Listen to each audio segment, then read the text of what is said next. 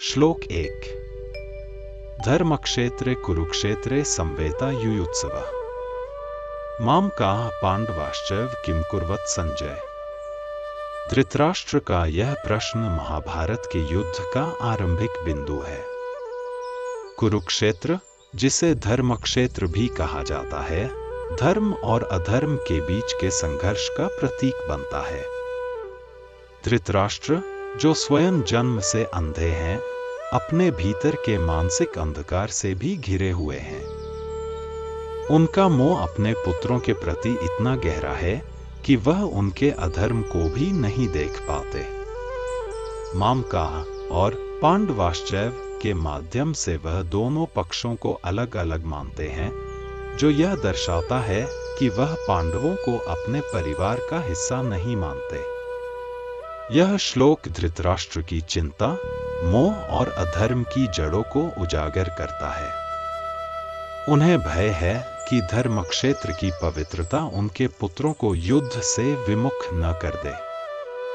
उनका यह सवाल, किम कुर्वत संजय, केवल एक जिज्ञासा नहीं, बल्कि उनके मन में छिपी असुरक्षा का भी द्योतक है। यह स्पष्ट करता है कि उनका विश्वास अधर्म पर आधारित है, लेकिन भीतर ही भीतर वह जानते हैं कि धर्मक्षेत्र में धर्म का प्रभाव प्रबल हो सकता है। यह श्लोक हमें यह सिखाता है कि जब हम मोह और आसक्ति में बंध जाते हैं, तो हमारे निर्णय अस्पष्ट हो जाते हैं। यह हमें अपने कर्तव्यों और सच्चाई को देखने से रोकता है। अधर्म के पक्ष में खड़ा व्यक्ति भी भीतर से असुरक्षित होता है, क्योंकि सत्य और धर्म का प्रभाव हर किसी पर पड़ता है। श्लोक 2। दृष्ट्वा तु पांडवानिकं व्यूनं दुर्योधनस्तदा आचार्यमुपसंगमे राजा वचन ब्रवीत। दुर्योधन के इस व्यवहार से उसके भीतर की मनोस्थिति का पता चलता है। जब उसने पांडवों की सेना को युद्ध के लिए व्यवस्थित और तैयार देखा, तो उसके मन में चिंता उत्पन्न हुई। पांडवों की सेना के अनुशासन और संगठन ने दुर्योधन के भीतर छिपे भय को प्रकट किया। यद्यपि वह स्वयं को आत्मविश्वास से भरा दिखाने का प्रयास करता है, लेकिन भीतर ही भीतर वह असुरक्षित है। दुर्योधन अपने गुरु द्रोणाचार्य के पास जाता है और उनसे बातचीत करता है। दुर्योधन के इस कदम से यह स्पष्ट होता है कि उसे अपने गुरु की योग्यता और अनुभव पर भरोसा है, लेकिन साथ ही उसे यह भी ज्ञात है कि द्रोणाचार्य का झुकाव पांडवों की ओर अधिक हो सकता है। यह उसकी असुरक्षा को और बढ़ाता है। यह श्लोक अहंकार और असुरक्षा के बीच के संबंध को दर्शाता है। दुर्योधन अपने अधिकार और शक्ति को बनाए रखने के लिए हर संभव प्रयास करता है, लेकिन उसके मन में पांडवों की शक्ति और धर्म की विजय का भय है। यह श्लोक यह सिखाता है कि अधर्म के मार्ग पर चलने वाले व्यक्ति को हमेशा भीतर से असुरक्षा का अनुभव होता है, चाहे वह बाहरी रूप से कितना भी मजबूत क्यों ना दिखे। धर्म का मार्ग ही सच्चे आत्मविश्वास का स्रोत है। श्लोक 3। पश्यता पांडुपुत्राणामाचार्य महती चमूम व्यूणा द्रुपद पुत्रेण तव शिष्येण धीमता। इस श्लोक में दुर्योधन अपने गुरु द्रोणाचार्य को संबोधित करते हुए पांडवों की विशाल और संगठित सेना की ओर उनका ध्यान आकर्षित करता है। वह विशेष रूप से यह उल्लेख करता है कि इस सेना का नेतृत्व द्रुपद के पुत्र धृष्टद्युम्न कर रहे हैं, जो स्वयं द्रोणाचार्य के ही शिष्य हैं। दुर्योधन की इस बात में एक प्रकार की व्यंग्यात्मकता है। वह गुरु द्रोण को यह याद दिलाना चाहता है कि जिस व्यक्ति ने पांडवों की सेना को व्यवस्थित किया है, वह उनकी अपनी शिक्षा का परिणाम है। दुर्योधन का यह कथन उसकी कूटनीति और मानसिक स्थिति को दर्शाता है। वह अपने गुरु को युद्ध के लिए प्रेरित करने का प्रयास करता है, लेकिन उसके शब्दों में चिंता और भय भी झलकता है। वह पांडवों की सेना को महती चमूम कहकर उसकी विशालता और शक्ति को स्वीकार करता है, जो दुर्योधन के भीतर के असुरक्षा भाव को और उजागर करता है। यह श्लोक यह सिखाता है कि ज्ञान और योग्यता को सच्चाई और धर्म के पक्ष में लगाना ही सार्थक होता है। अधर्म के लिए प्रयुक्त ज्ञान और शक्ति अंततः अपने ही खिलाफ हो जाती है, जैसा कि द्रुपद पुत्र के उदाहरण से स्पष्ट होता है। श्लोक 4। अत्र शूरा महेश्वासा भीमार्जुन समा युधि युयुधानो विराटश्च द्रुपदश्च महारथ।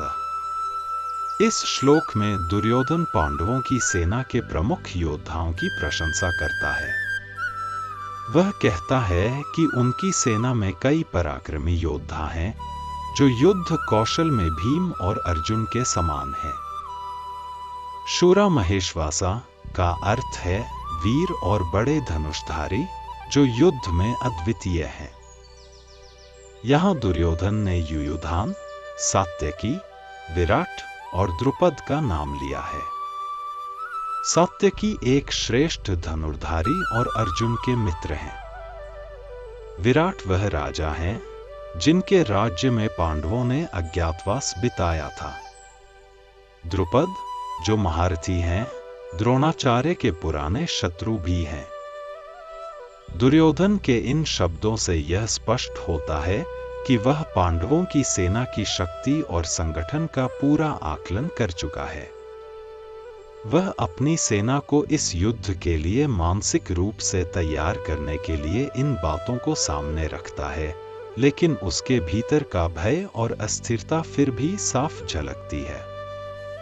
यह श्लोक हमें यह सिखाता है कि सच्चा वीर वही है जो अपनी शक्ति और योग्यता को धर्म और सत्य के लिए समर्पित करे। युद्ध में केवल संख्या या बल नहीं, बल्कि उद्देश्य और मन की स्थिरता भी महत्वपूर्ण होती है।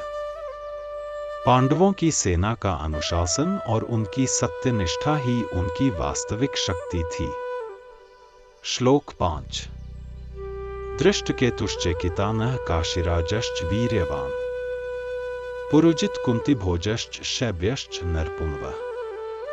इस श्लोक में दुर्योधन पांडवों की सेना के अन्य प्रमुख योद्धाओं का उल्लेख करता है। वह उनके नाम गिनाते हुए उनकी वीरता और शक्ति को स्वीकार करता है। दृष्टकेतु चेदी देश के राजा थे और वे पांडवों के मित्र थे। चेकितान वृष्णि वंश के वीर योद्धा थे और श्री कृष्ण के प्रिय अनुयायी थे। काशीराज काशी के पराक्रमी राजा थे, जो युद्ध कौशल और साहस के लिए प्रसिद्ध थे। पुरुजित और कुंतीभोज पांडवों की माता कुंती के संबंधी थे और धर्म के पक्ष में खड़े थे। शैब्य, जिन्हें नरपुंगव श्रेष्ठ पुरुष कहा गया है, अपने शौर्य और चरित्र की महानता के लिए विख्यात थे। दुर्योधन पांडव सेना की ताकत को रेखांकित करते हुए इन योद्धाओं का उल्लेख करता है। यह दिखाता है कि वह न केवल सेना की शक्ति को समझता है, बल्कि अपने गुरु द्रोणाचार्य को इस विशाल और वीर सेना के प्रति सतर्क करने का प्रयास कर रहा है। श्लोक 6। युधामन्युश्च विक्रांत उत्तमौजाश्च वीर्यवान् सौभद्रो द्रौपदेयाश्च सर्व एव महारथा। यहाँ दुर्योधन पांडवों की सेना के कुछ और प्रमुख योद्धाओं का नाम लेता है। युधामन्यु और उत्तमौजस पांडवों के मित्र और सहयोगी थे, जो अपने शौर्य और वीरता के लिए प्रसिद्ध थे। सौभद्र अर्जुन और सुभद्रा के पुत्र अभिमन्यु थे, जो कम उम्र में भी महारथी की तरह युद्ध कौशल दिखाने में सक्षम थे। द्रौपदेय द्रौपदी के 5 पुत्र थे, जो सभी वीर योद्धा और पांडव सेना के लिए महत्वपूर्ण थे। दुर्योधन इन सभी को महारथी कहकर संबोधित करता है, जो उनके उच्च युद्ध कौशल और साहस को दर्शाता है। यह दुर्योधन की व्यावहारिकता को उजागर करता है। वह जानता है कि पांडव सेना में न केवल संख्या है, बल्कि हर योद्धा का चरित्र और क्षमता अद्वितीय है। इन श्लोकों में दुर्योधन की रणनीति और मानसिक स्थिति दोनों झलकते हैं। एक ओर वह पांडवों की सेना का विश्लेषण कर रहा है और दूसरी ओर वह अपने गुरु को यह एहसास दिलाने का प्रयास कर रहा है कि इस युद्ध को हल्के में लेना खतरनाक होगा। यह श्लोक हमें यह सिखाता है कि जब सत्य और धर्म के लिए लोग एकजुट होते हैं तो उनका सामूहिक बल अविश्वसनीय होता है। प्रत्येक व्यक्ति की अपनी भूमिका और योगदान महत्वपूर्ण होती है और यही संगठन और सामूहिकता धर्म की जीत का कारण बनती है। श्लोक 7। अस्माकं तु विशिष्टा ये तानिबोध द्विजोत्तम नायका मम सैन्यस्य संज्ञार्थं तान् ब्रवीमीते। इस श्लोक में दुर्योधन अपने गुरु द्रोणाचार्य को संबोधित करते हुए अपनी सेना के प्रमुख योद्धाओं का वर्णन शुरू करता है। अस्माकं तु विशिष्टा का अर्थ है हमारी सेना के विशिष्ट और प्रमुख योद्धा। दुर्योधन यहाँ गुरु को द्विजोत्तम श्रेष्ठ ब्राह्मण कहकर उनकी योग्यता और उच्च स्थान का सम्मान करता है। दुर्योधन पांडव सेना की शक्ति का वर्णन करने के बाद अपनी सेना की ताकत को सामने रखना चाहता है। यह न केवल उसकी नेतृत्व क्षमता को दर्शाता है, बल्कि यह भी दिखाता है कि वह अपने योद्धाओं को एकजुट रखने के लिए उनकी महानता को स्वीकार करता है। नायका शब्द से वह यह संकेत देता है कि ये योद्धा उसकी सेना के स्तंभ हैं, जिन पर उसकी शक्ति टिकी हुई है। श्लोक 8। भवान् भीष्मश्च कर्णश्च कृपश्च समितिञ्जय अश्वत्थामा विकर्णश्च सौमदत्तिस्तथैव च। दुर्योधन अपनी सेना के प्रमुख योद्धाओं के नाम गिनाता है। भवान से वह सीधे द्रोणाचार्य की ओर संकेत करता है, जो उसकी सेना के सबसे महत्वपूर्ण स्तंभों में से एक हैं। भीष्म पितामह हैं, जो अपनी वीरता और अनुभव में अद्वितीय हैं। कर्ण, जो दानवीर और महान धनुर्धर हैं, दुर्योधन के सबसे भरोसेमंद मित्र और सहयोगी हैं। कृपाचार्य, जो युद्ध और शास्त्र दोनों में पारंगत हैं, दुर्योधन की सेना का एक और महत्वपूर्ण अंग है। अश्वत्थामा, द्रोणाचार्य के पुत्र, जो शौर्य और क्रोध के लिए जाने जाते हैं। विकर्ण, जो दुर्योधन के भाई होने के बावजूद न्यायप्रियता के लिए प्रसिद्ध थे।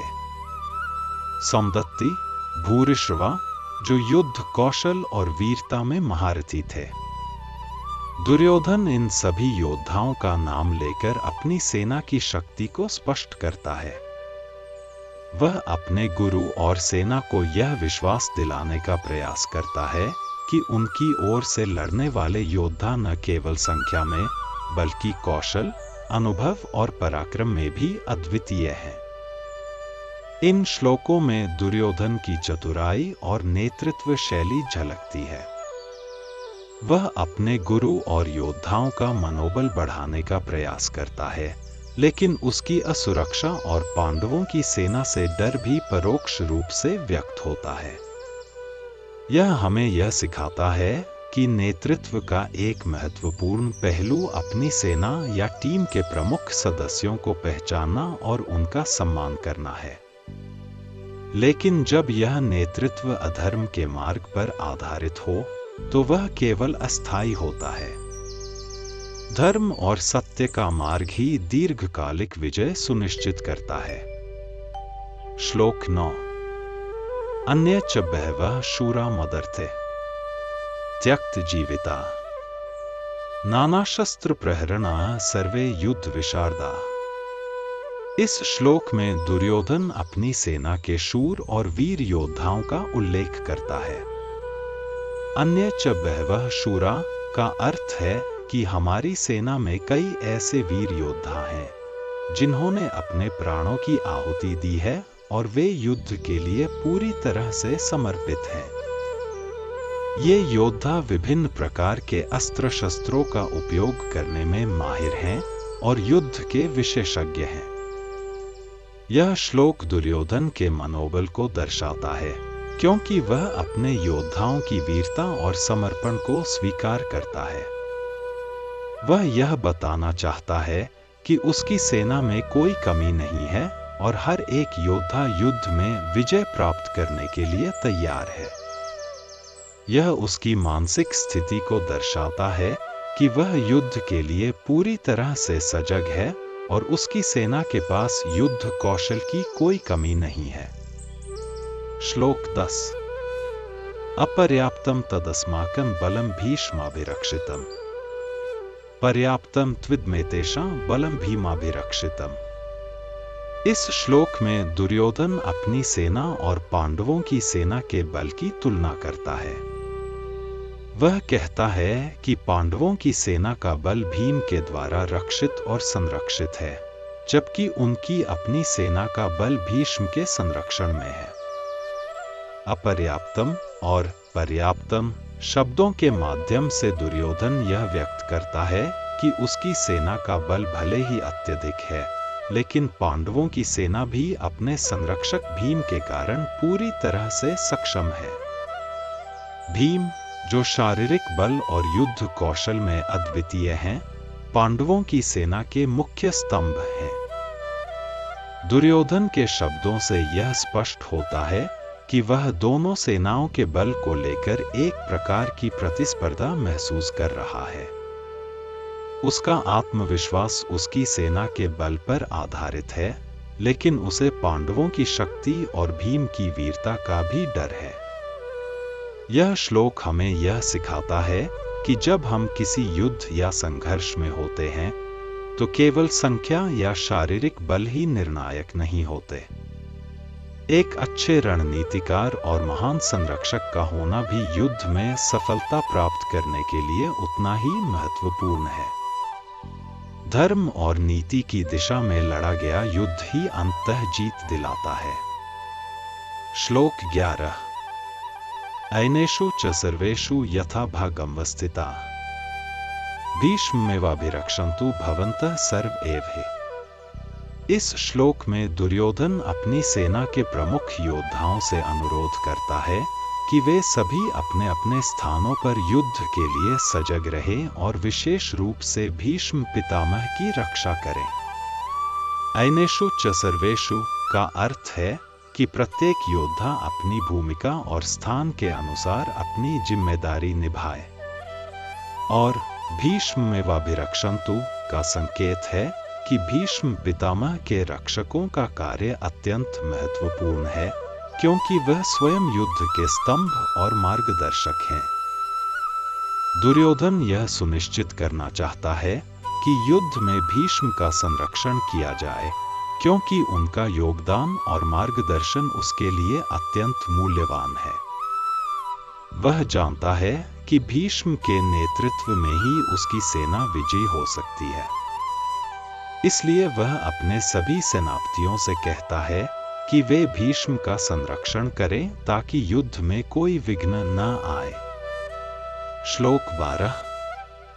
तस्य संजन्यन हर्षं कुरु वृद्ध पितामह सिंहनादम विन्द्योच्च शंखम दद्मौ प्रतापवान। इस श्लोक में पितामह भीष्म की वीरता और सम्मान को दर्शाया गया है। जब दुर्योधन ने भीष्म से सेना की रक्षा की बात की, तो भीष्म ने युद्ध के उत्साह को जागृत करने के लिए एक गर्जन शंख ध्वनि की।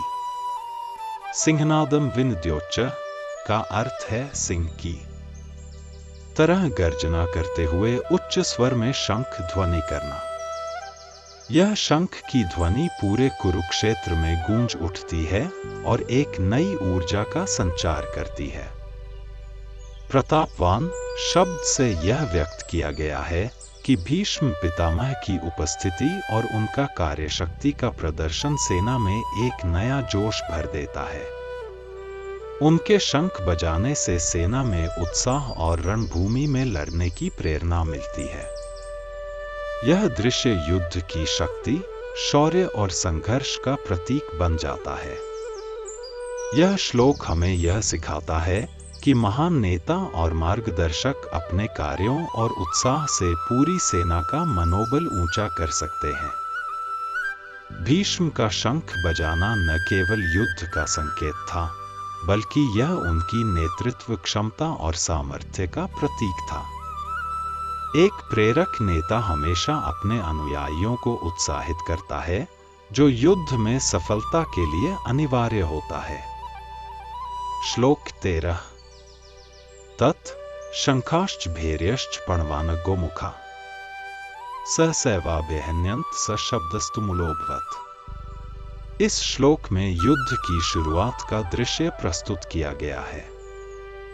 जब भीष्म ने शंख की ध्वनि की, उसी क्षण में सभी प्रकार के युद्ध वाद्य यंत्र जैसे शंख, भेरी, मृदंग और नगारे आदि की आवाजें भी गूंज उठती हैं।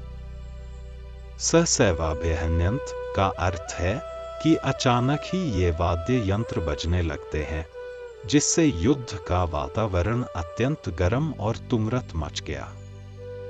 सशब्दस्तु मूलोभवत् का अर्थ है कि इन वाद्य यंत्रों की ध्वनि इतनी तीव्र और जोरदार थी कि वह एक तूफान जैसी आवाज बन गई, जो पूरी कुरुक्षेत्र भूमि में गूंज रही थी। यह ध्वनि युद्ध के आरंभ का संकेत था और इसके साथ ही दोनों सेनाओं में उत्तेजना और युद्ध के प्रति गंभीरता का माहौल बन गया। श्लोक 14। तत् श्वेतर्ह्ययुक्ते महति स्यंदने स्थितो माधव पांडवश्चैव दिव्यो शंखो प्रदद्मतु। इस श्लोक में श्री कृष्ण और अर्जुन के दिव्य शंख का उल्लेख किया गया है। वे दोनों अपने अपने रथों पर सवार होते हैं, जो श्वेत घोड़े, सफेद घोड़े से युक्त होते हैं। इस समय श्री कृष्ण, माधव और अर्जुन दोनों अपने अपने दिव्य शंखों को फूंकते हैं। दिव्यो शंखो प्रदद्मतु का अर्थ है कि उन्होंने दिव्य शंखों को फूंककर युद्ध का आरंभ किया। श्री कृष्ण का शंख पांचजन्य और अर्जुन का शंख देवदत्त था, जो इन दोनों के शक्ति और वीरता का प्रतीक थे। इनके शंखों की ध्वनि युद्ध के शौर्य को और बढ़ा देती है और यह दर्शाता है कि युद्ध धर्म की ओर से लड़ने का एक प्रतीक बन चुका था। यह श्लोक दर्शाता है कि जब दिव्य शक्ति, श्री कृष्ण और एक महान योद्धा अर्जुन युद्ध में शामिल होते हैं, तो उनका संकेत युद्ध के आरंभ का सबसे बड़ा और अभूतपूर्व होता है। इनके शंखों का स्वर शक्ति, दिव्यता और कर्म के मार्ग का प्रतीक था, जो इस युद्ध के महत्व और उद्देश्य को और अधिक स्पष्ट करता है। श्लोक 15। पांचजन्यम ऋषिकेशो देवदत्तम धनंजय पौंड्रम दधमो महाशंखम भीम कर्मा वृकोदर। इस श्लोक में भगवान श्री कृष्ण, अर्जुन और भीम की शंखध्वनि का वर्णन किया गया है। श्री कृष्ण ने अपने शंख पांचजन्य को फूंक मारा। यह शंख उनके दिव्य अस्तित्व और परम शक्ति का प्रतीक है। अर्जुन ने अपना शंख देवदत्त फूंकते हुए युद्ध का आरंभ किया। भीम ने अपने शंख को बजाया, जिसे महाशंख कहा गया। वह अपने शौर्य और शक्ति का प्रतीक था। भीम का नाम वृकोदर, जो लुक्स में आकार से बड़े होते हैं और शक्तिशाली होते हैं, था और उनके शंख की ध्वनि ने युद्ध के लिए उनकी ताकत का परिचय दिया। यह श्लोक यह दर्शाता है कि युद्ध की शुरुआत हो चुकी थी और सभी महान योद्धा अपने अपने शंखों के द्वारा अपनी तैयारी और बल का परिचय दे रहे थे। इन शंखों का उच्चारण पूरे युद्ध क्षेत्र में एक तीव्र और शक्तिशाली ध्वनि पैदा करता है, जो न केवल युद्ध का आगाज था, बल्कि सेनाओं के मनोबल को भी बढ़ाता था। श्लोक 16। अनंत विजय राजा कुंती पुत्रो युधिष्ठिर नकुल सहदेवश्च सुघोष मणिपुष्पको। यह श्लोक पांडवों के शंखों का उल्लेख करता है। युधिष्ठिर ने अपने शंख अनंत विजय को फूंकते हुए युद्ध में अपने विजय का संकल्प लिया। उनका शंख उनके न्याय और धर्म के प्रति दृढ़ता को दर्शाता है। नकुल और सहदेव ने भी अपने शंखों को फूंका, जिन्हें सुघोष और मणिपुष्पक कहा गया। ये शंख उनके वीरता और पराक्रम के प्रतीक थे। इन शंखों की ध्वनि ने पूरी कुरुक्षेत्र भूमि में एक शक्तिशाली और सकारात्मक वातावरण बना दिया। युधिष्ठिर का शंख उनके नेतृत्व की शक्ति का प्रतीक था, जबकि नकुल और सहदेव के शंख उनकी युद्ध कौशल और सामर्थ्य का प्रतीक थे। यह श्लोक यह दर्शाता है कि पांडवों का संकल्प और उत्साह युद्ध की शुरुआत से ही स्पष्ट था। उनके शंखों की आवाज ने यह सुनिश्चित किया कि वे धर्म की ओर से युद्ध लड़ेंगे और उनका उद्देश्य न्यायपूर्ण विजय प्राप्त करना होगा। श्लोक 17। काश्यश्च परमेश्वास शिखंडी च महारथ, धृष्टद्युम्नो विराटश्च सात्यकिश्च पराजित। यह श्लोक युद्ध में भाग लेने वाले कुछ प्रमुख योद्धाओं का वर्णन करता है। इसमें काशी के राजा शिखंडी, धृष्टद्युम्न, विराट और सात्यकी जैसे महान योद्धाओं का नाम लिया गया है। ये सभी अपनी अपनी वीरता और युद्ध कौशल के लिए प्रसिद्ध थे और उनका युद्ध में योगदान महत्वपूर्ण था। शिखंडी विशेष रूप से अर्जुन के सहयोगी के रूप में महत्वपूर्ण थे, जबकि अन्य योद्धा जैसे धृष्टद्युम्न और विराट अपनी सेना के प्रमुख और महारथी थे। यह श्लोक दिखाता है कि पांडवों की सेना में कई योग्य और महान योद्धा थे, जिनका उद्देश्य केवल विजय प्राप्त करना था। ये सभी अपने अद्वितीय कौशल के कारण युद्ध के मैदान में न केवल महत्वपूर्ण थे, बल्कि हर एक का योगदान निर्णायक था। श्लोक 18। द्रुपदो द्रौपदयाश्च सर्वश पृथिवीप्ते, सौभद्रश्च महाबाहु शंखांदद्मु पृथक पृथक। इस श्लोक में द्रुपद और उनके परिवार के अन्य सदस्य जैसे द्रौपदी के भाई और अभिमन्यु का उल्लेख किया गया है। द्रुपद पांडवों के एक प्रमुख सहयोगी थे और उनका परिवार युद्ध में अपने वीरता और समर्पण के लिए जाना जाता था। उनके शंख की आवाज भी युद्ध की गंभीरता और द्रुपद और उनके परिवार की शक्ति को प्रकट करती है। सौभद्र, जो अभिमन्यु के रूप में जाने जाते हैं, एक अत्यधिक शक्तिशाली और वीर योद्धा थे। इस श्लोक से यह भी स्पष्ट होता है कि द्रुपद और उनका परिवार पांडवों की सेना का एक मजबूत हिस्सा थे और उनके शंख युद्ध के लिए उनके दृढ़ संकल्प और बल का प्रतीक थे। इन शंखों की ध्वनि युद्ध के माहौल को और भी उत्तेजित करती है, जो युद्ध की तीव्रता और संघर्ष के संकेत के रूप में कार्य करती है। यह श्लोक इस बात का प्रमाण है कि पांडवों और उनके सहयोगियों के पास न केवल बल था, बल्कि उनकी रणनीतिक सोच और साहस भी युद्ध की दिशा को प्रभावित करने में सक्षम था। श्लोक 19। सघोषो धार्तराष्ट्राणा हृदयानि व्यदारयत्, नभश्च पृथ्वी चैव तुमुलो नुनाद्यन्। यह श्लोक पांडवों के शंखों और युद्ध की आवाज का वर्णन करता है, जो कौरवों के दिलों में भय और घबराहट पैदा करती है। यह ध्वनि न केवल कौरवों के हृदय को चीर देती है, बल्कि आकाश और पृथ्वी को भी गूंज उठाती है, जिससे युद्ध की तीव्रता और गंभीरता का एहसास होता है। पांडवों के शंखों का शोर युद्ध के लिए उनके संकल्प और उत्साह को दर्शाता है, जबकि कौरवों के लिए यह एक मानसिक आघात का कारण बनता है, जिससे उनकी मनोबल में कमी आती है। श्लोक 20। अथ व्यवस्थितान् दृष्ट्वा धार्तराष्ट्रान् कपिध्वजः, प्रवृत्ते शस्त्र संपाते धनुरुद्य में पांडव। अर्जुन ने जब युद्ध भूमि में कौरवों को देखा तो उसने अपनी तैयारी शुरू कर दी। वह अपने रथ पर हनुमान का ध्वज लिए हुए था, जो विजय और शौर्य का प्रतीक था। अर्जुन ने अपनी शक्ति और कौशल के साथ धनुष उठाया और युद्ध में सम्मिलित होने के लिए तैयार हो गया।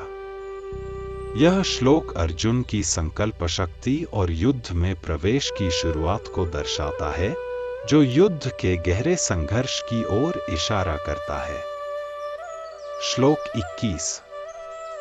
ऋषिकेशं तदा वाक्यमिदमाह महीपते सैन्योरुभयोर्मध्ये रथं स्थापयमेच्युत।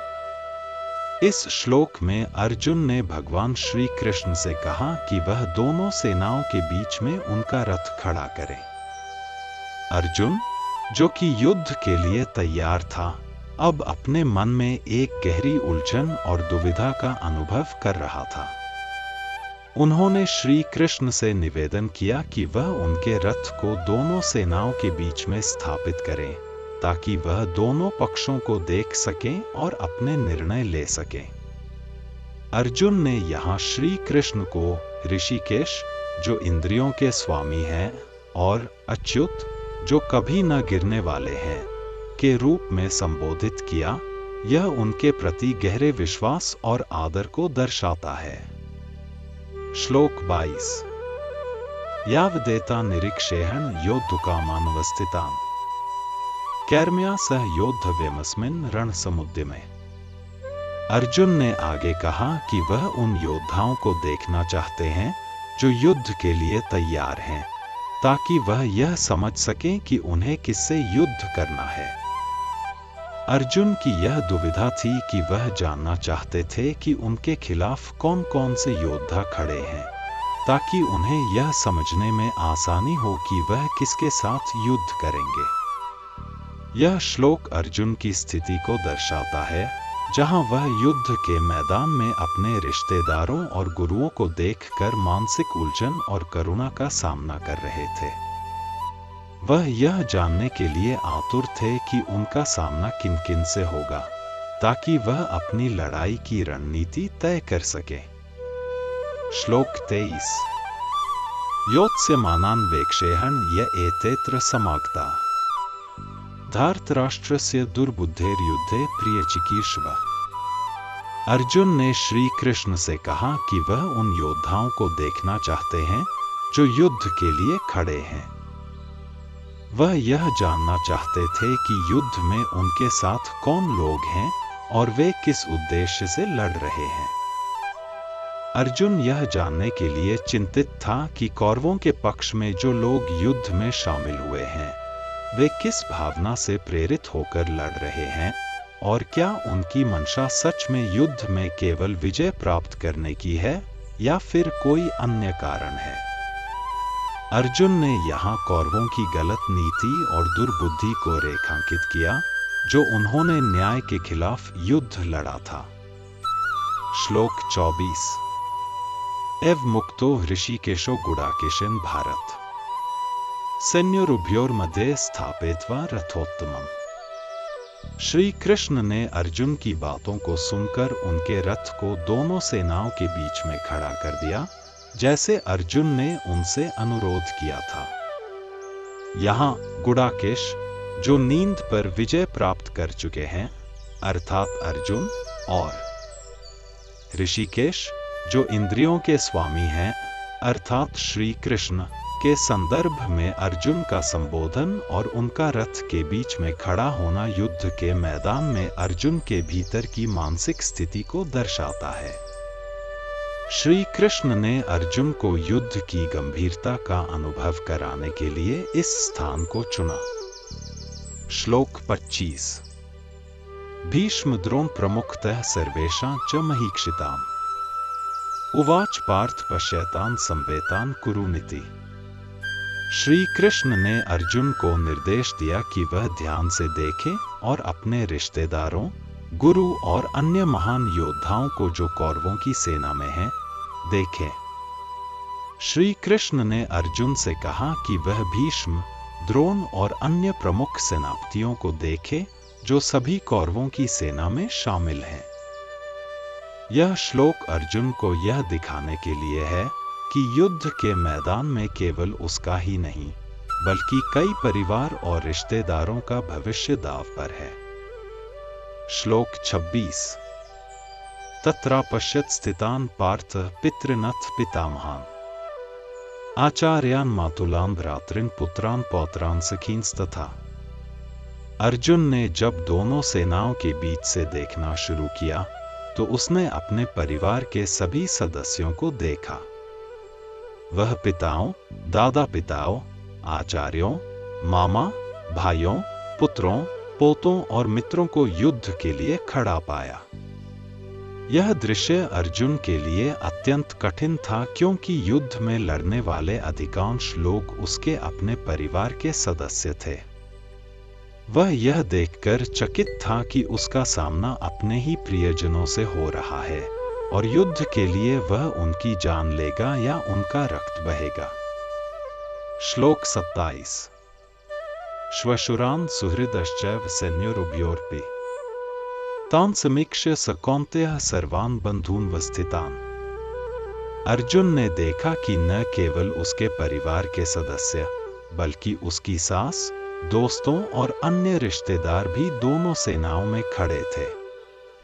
यह देखकर अर्जुन की स्थिति और भी जटिल हो गई क्योंकि अब वह यह महसूस करने लगा कि युद्ध के मैदान में उसके रिश्तेदारों से लड़ना और उनका विनाश करना उसकी आत्मा को गहरे तरीके से आहत कर रहा था। वह यह सोचने लगा कि वह किससे युद्ध करे क्योंकि उसके सभी रिश्तेदार विभिन्न सेनाओं में स्थित थे। श्लोक 28। कृपया पर्याविष्टो विषीदत्रिदम्ब्रवीत् दृष्टेव स्वजनम कृष्ण युयुत्सु समुपस्थितम। अर्जुन अपने स्वजन को देखकर अत्यधिक करुणा से अभिभूत हो गया। वह गहरे दुख और विषाद में डूब गया और श्री कृष्ण से कहा कि उसने अपने परिवार के सभी सदस्यों को युद्ध के लिए खड़ा देखा और यह दृश्य उसे भीतर तक झकझोर रहा था। वह यह सोचने लगा कि कैसे वह अपने रिश्तेदारों के साथ युद्ध कर सकता है जिनसे वह बेहद प्यार करता था। इस श्लोक में अर्जुन की करुणा और अंतर्निहित दुविधा का स्पष्ट चित्रण किया गया है। श्लोक 29। सीदंती मम गात्राणि मुखं च परिशुष्यति वेप्तुश्च शरीरे में रोमहर्षश्च जायते। अर्जुन ने भगवान श्री कृष्ण से कहा कि उसे युद्ध का भय और मानसिक उलझन इतनी अधिक हो रही है कि उसके शरीर के अंग कांप रहे हैं। उसका मुंह सूख रहा है और शरीर में कंपकंपी हो रही है, जैसे वह भय और चिंता के कारण पूरी तरह से कमजोर हो गया हो। उसकी यह स्थिति युद्ध में सम्मिलित होने के मानसिक तनाव को स्पष्ट करती है क्योंकि वह अपने परिवार के सदस्यों को मारने के विचार से जूझ रहा था। श्लोक 30। गांडीवं स्रंस्ते हस्तात् वक्चैव परिदह्यते न च शक्नोमेव स्थातु भ्रमतीव च मे मनः। अर्जुन ने महसूस किया कि उसका धनुष गांडीव उसके हाथों से गिर रहा है और उसकी त्वचा भी जल रही थी, जैसे शरीर के अंदर एक ज्वाला सुलग रही हो। उसका मन स्थिर नहीं रह पा रहा था और वह विचलित हो रहा था। उसकी स्थिति इतनी गंभीर हो गई थी कि वह युद्ध के लिए तैयार नहीं था। वह मानसिक और शारीरिक रूप से कमजोर महसूस कर रहा था और उसका मन युद्ध की अस्थिरता और उसके परिणामों से भ्रमित था। श्लोक 31। निमित्तानि च पश्यामि विपरीतानि केशव न च श्रेयोनुपश्यामि हत्वा स्वजन्मावे। अर्जुन ने श्री कृष्ण से कहा कि उसे युद्ध के सभी संकेत उल्टे नजर आ रहे हैं। वह देखता है कि जो कुछ भी हो रहा है वह अपने ही परिवार और रिश्तेदारों के लिए दुख और विनाश का कारण बन रहा है। उसे यह भी दिखाई देता है कि यदि वह अपने रिश्तेदारों को मारता है तो उसे कोई लाभ नहीं मिलेगा, बल्कि वह केवल एक निराशा और दुख की स्थिति में पहुंच जाएगा। वह यह मानने लगा कि यह युद्ध किसी भी प्रकार से उचित नहीं है। श्लोक 32। न कांक्षे विजयम कृष्ण न च राज्यं सुखानि च किं नो राज्यं गोविंद किं भोगैर जीवितेन वा। अर्जुन ने भगवान श्री कृष्ण से कहा कि उसे न तो विजय की इच्छा है, न ही राज्य की और न ही भोगों या सुखों की। वह यह पूछते हैं कि आखिरकार उसे राज्य, भोग या जीवन का कोई अर्थ नहीं दिखाई देता अगर इसके लिए उसे अपने रिश्तेदारों को मारना पड़े। अर्जुन का यह वक्तव्य युद्ध के प्रति उसकी मानसिक स्थिति को व्यक्त करता है, जिसमें उसे युद्ध की वजह से कोई भी लाभ प्राप्त होने की संभावना नहीं दिखती। यह श्लोक अर्जुन के अंतर्मन की घेराबंदी और उसकी निराशा को दर्शाता है। श्लोक 33। येषामर्थे कौनक्षित नो राज्यं भोगा सुखानि च त इमेव स्थिता युद्धे प्राणान् त्यक्त्वा धनानि च। अर्जुन ने कहा कि जिनके लिए कौरवों और पांडवों के बीच यह युद्ध हो रहा है, वही लोग युद्ध में अपनी जानें और धन को त्याग कर लड़ रहे हैं। यह श्लोक बताता है कि युद्ध का उद्देश्य अब केवल विजय और संपत्ति नहीं रहा, बल्कि इस संघर्ष में वे लोग शामिल हैं जो अपनी जान गंवा रहे हैं, जिनके लिए युद्ध शुरू किया गया था। अर्जुन यह महसूस करता है कि इन लोगों का क्या लाभ होगा जब वे अपनी जान गंवा देंगे। श्लोक 34। आचार्याः पितरः पुत्रास्तथैव च पितामहाः मातुलाः श्वशुराः पौत्राः श्यालाः संबंधिनस्तथा। अर्जुन ने अपने रिश्तेदारों और परिवार के अन्य सदस्यों का जिक्र किया जो दोनों सेनाओं में हैं। उसने पिताओं, दादा पिताओं, आचार्यों, मामा, सास, बेटों, पोते, बहनों और अन्य रिश्तेदारों का उल्लेख किया जो युद्ध में शामिल हैं। यह श्लोक अर्जुन की मानसिक स्थिति को और गहरे तरीके से स्पष्ट करता है, क्योंकि अब उसे यह प्रतीत हो रहा था कि वह अपने रिश्तेदारों के खिलाफ युद्ध कर रहा है और यह उसके लिए अत्यंत कठिन था। श्लोक 35। एतान् हन्तुमिच्छामि घनतोऽपि मधुसूदन अपि त्रैलोक्य राज्यस्य हेतुः किन्नु मही कृते। अर्जुन ने कहा कि वह इन रिश्तेदारों को मारने की इच्छा नहीं रखता, भले ही यह युद्ध उसे तीनों लोकों का राज्य दिला दे। वह भगवान श्री कृष्ण से पूछता है कि अगर उसे विश्व भर का राज्य भी मिल जाए तो क्या यह उनके प्रियजनों के रक्त से प्राप्त करना उचित होगा। अर्जुन यहाँ यह दिखा रहा है कि वह युद्ध में सफलता से अधिक अपने रिश्तेदारों के जीवन को महत्व दे रहा है। श्लोक 36। निहत्य धार्तराष्ट्रान् का प्रीतिया स्याज जनार्दन पाप में वाश्रेदस्मान हत्वैतानात्ताइन। अर्जुन ने भगवान श्री कृष्ण से कहा कि यदि वह कौरवों को मारता है तो उसे कोई प्रसन्नता नहीं होगी। इसके बजाय वह केवल पाप को बढ़ाएगा, क्योंकि कौरवों को मारने से वह उन आक्रमणकारियों का वध कर रहा है जिन्होंने अत्याचार किए हैं। अर्जुन यह समझता है कि युद्ध में विजय का कोई वास्तविक सुख नहीं है और इसका परिणाम पाप में परिणत होगा। वह सोचता है कि अपनी शांति और धर्म के रास्ते को छोड़कर अगर वह इन लोगों को मारता है तो वह पाप का भागी बनेगा। श्लोक 37।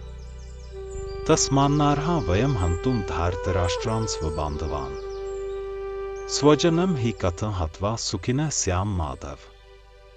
अर्जुन का कहना है कि हम अपने स्वजन, परिवार के सदस्य को मारने के लिए योग्य नहीं है। यदि हम अपने रिश्तेदारों को मारेंगे तो हमें कोई भी खुशी नहीं मिलेगी, क्योंकि परिवार के सदस्य ही समाज और जीवन की नींव होते हैं।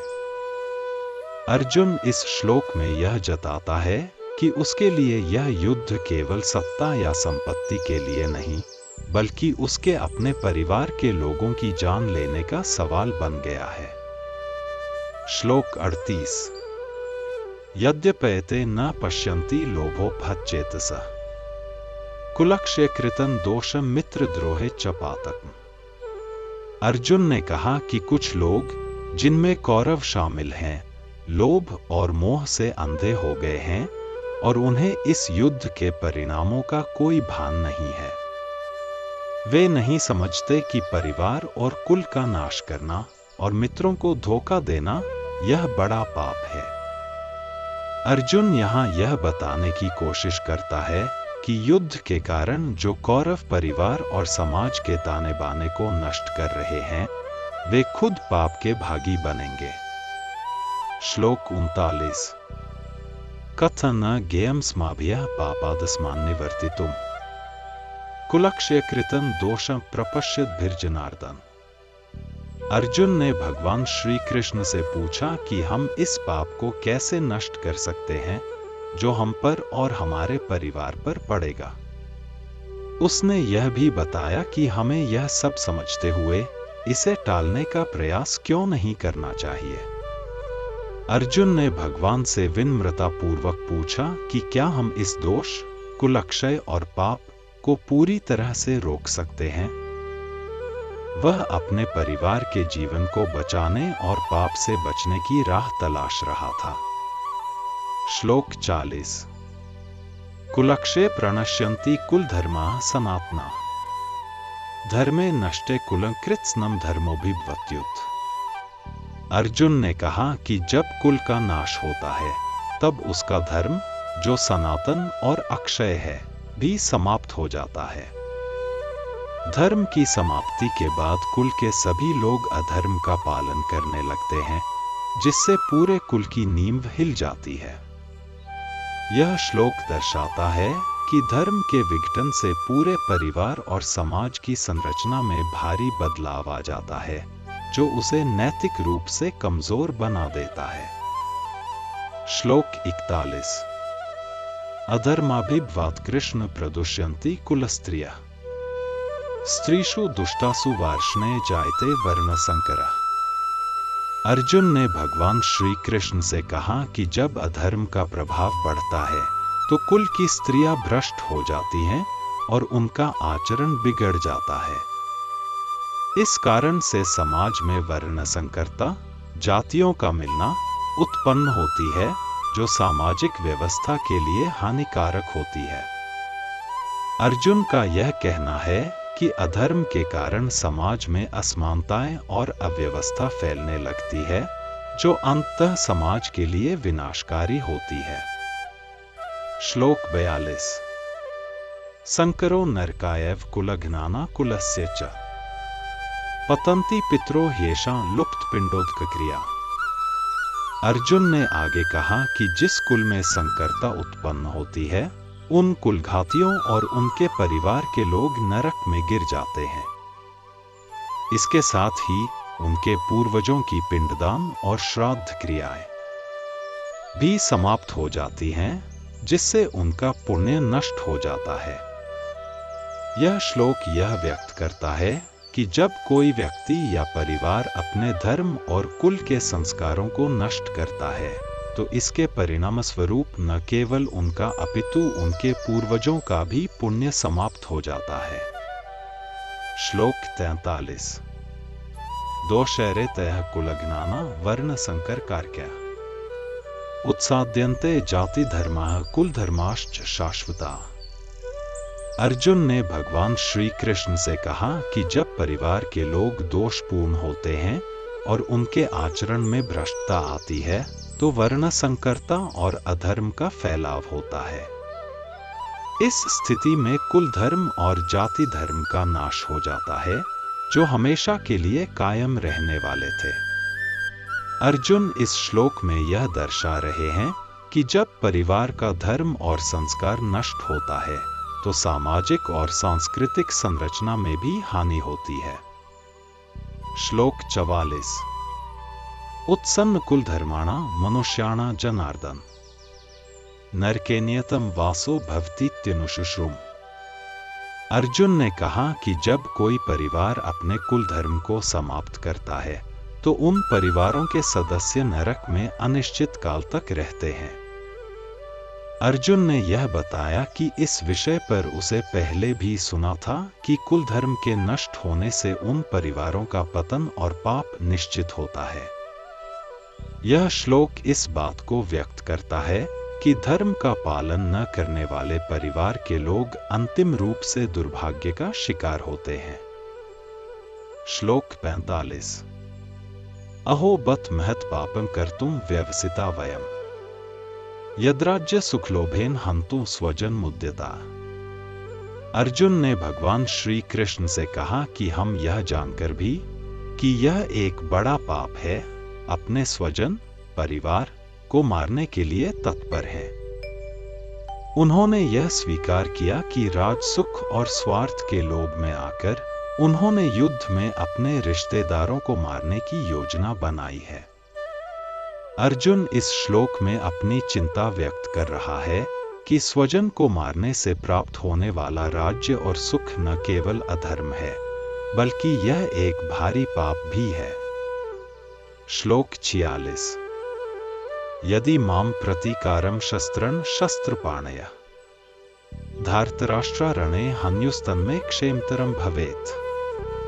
अर्जुन ने भगवान श्री कृष्ण से कहा कि यदि मुझे युद्ध में बिना शस्त्र के छोड़ा जाए और यदि धर्मराष्ट्र के लोग मुझसे युद्ध करें तो मुझे वह स्थिति अधिक ठीक लगेगी।